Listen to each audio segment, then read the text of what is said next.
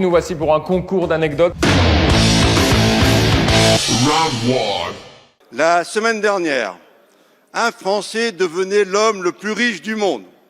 152 milliards d'euros pour Bernard Arnault et son groupe aux multiples filiales. C'est moi qui m'occupe de sa carrière. Ce capitaine d'industrie, si prompt aux gestes de générosité pendant la crise sanitaire, illustre cette formidable image du milliardaire généreux.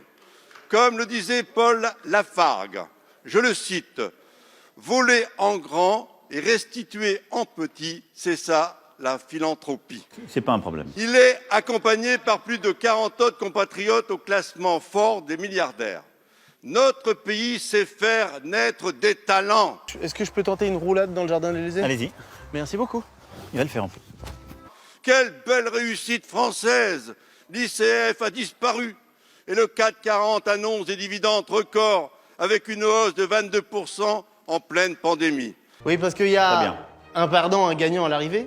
Cette année, les actionnaires empochent la coquette somme de 51 milliards.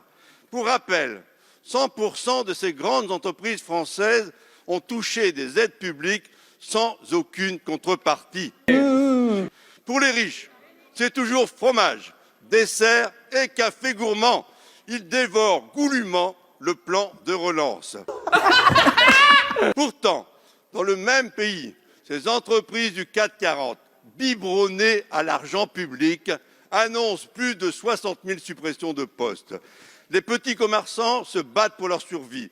Et les privés d'emploi sont pris pour cible avec votre réforme honteuse de l'assurance chômage. Mon objectif, c'est de vous mettre tout de suite un coup au foie.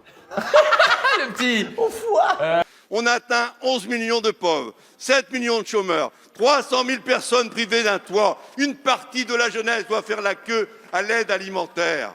Comme le disait Victor Hugo, c'est de l'enfer des pauvres qu'est fait le paradis des riches. Monsieur le ministre, cette anecdote d'un pays champion du monde des inégalités est-elle vraie ou fausse? Mais... c'est vrai.